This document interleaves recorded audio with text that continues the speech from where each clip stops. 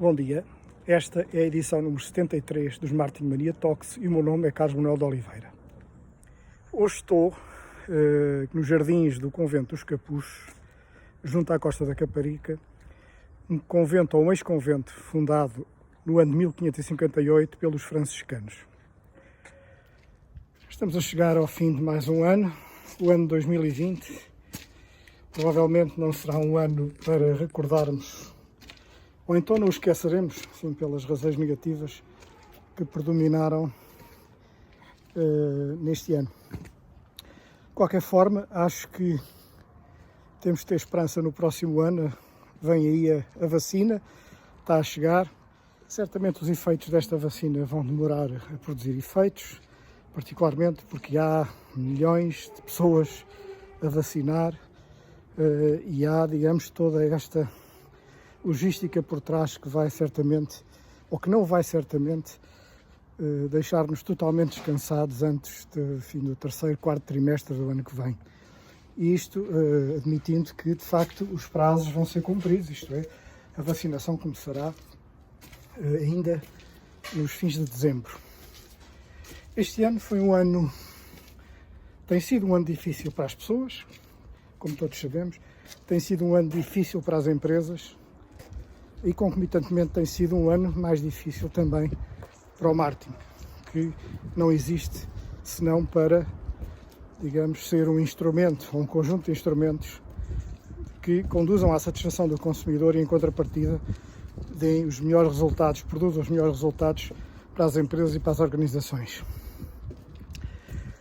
Em períodos de crise, como é sabido, e particularmente aquelas pessoas que trabalham em marketing sabem-no bem, os orçamentos alocados ao marketing são normalmente reduzidos significativamente. Há um pouco a perspectiva imediatista do curto prazo. Claro que tem que se pagar aos fornecedores, tem que se pagar aos colaboradores, mas esta normalmente decisão que muitas empresas tomam acaba por ter mais aspectos negativos do que positivos. Sempre se diz que as alturas de crise constituem uma boa oportunidade para o investimento e quando se fala em marketing é de facto um investimento no médio e no longo prazo, muitas vezes não conduzindo a resultados imediatos, mas que certamente, se forem bem aplicados, vão conduzir a resultados de prazo. É um facto que muitas empresas têm estruturas financeiras muito débeis e não têm mesmo possibilidade, digamos, na realidade, não têm possibilidade de ter orçamentos significativos a nível da área do marketing e da área comercial.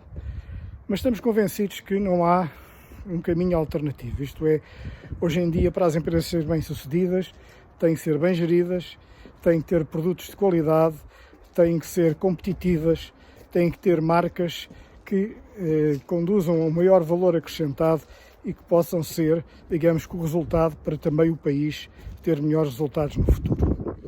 Estamos convencidos, e há muitos anos dizemos isto, que um dos problemas maiores da economia portuguesa é, por um lado, algumas indecisões estratégicas ao longo de vários anos, por outro lado, o ter-se de alguma forma concentrado numa dependência muito grande, por um lado, do turismo, que naturalmente tem os seus efeitos positivos, mas que, como sabemos, está muito dependente destas flutuações, como por exemplo esta pandemia veio causar, mas estava eu a dizer que também estamos muito dependentes da produção de produtos de baixo valor acrescentado. Nós fazemos muito bem vestuário, fazemos muito bem calçado, fazemos muito bem outro tipo de produtos que na realidade acabam por ser subcontratações que as empresas portuguesas são alvo para marcas que depois multiplicam o seu valor quando vendem no mercado esses produtos por 3, 4, 5 ou mais vezes. Portanto, a questão fundamental continua a ser a mesma e já não é novo, mesmo com crise ou sem crise. A questão fundamental é investir em marcas, em produtos de qualidade, sustentados por marcas que se consigam impor tanto no mercado nacional como no mercado internacional.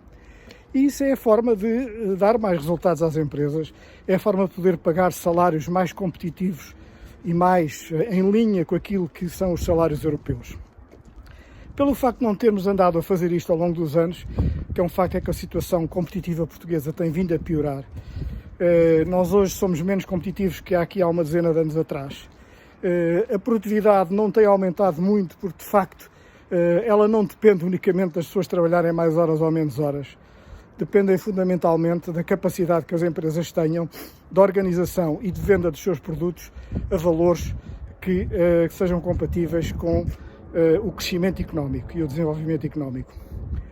Por isso, só posso desejar que muitos mais de nós se convençam destas realidades e que possamos ser, fundamentalmente, as novas gerações, os veículos de transformação, de crescimento de uma economia bastante razoavelmente pobre, não é?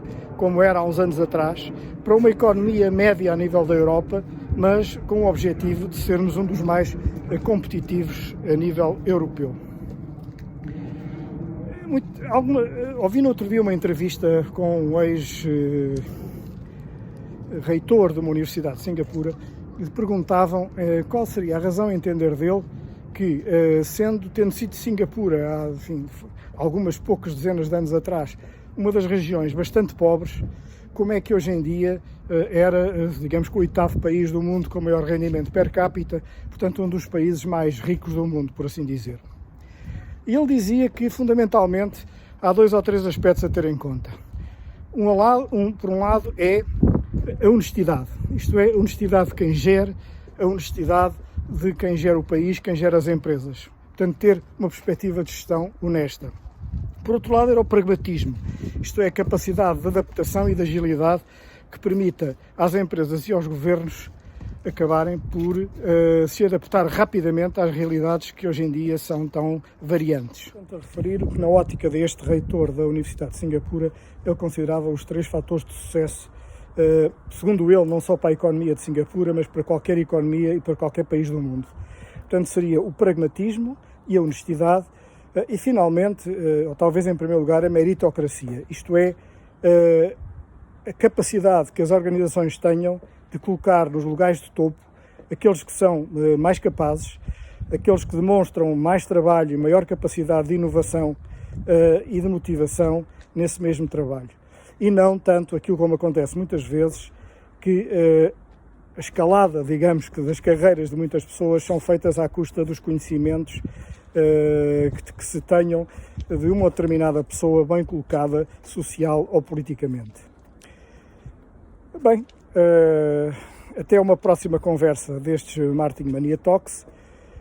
Para todos que costumam ouvir e ver, desejo-vos um ótimo Natal, dentro do possível das restrições a que estamos todos sujeitos, e um ano novo que possa ser bastante diferente daquele que tem sido este ano 2020. Até uma próxima vez. Muito obrigado. Bom dia.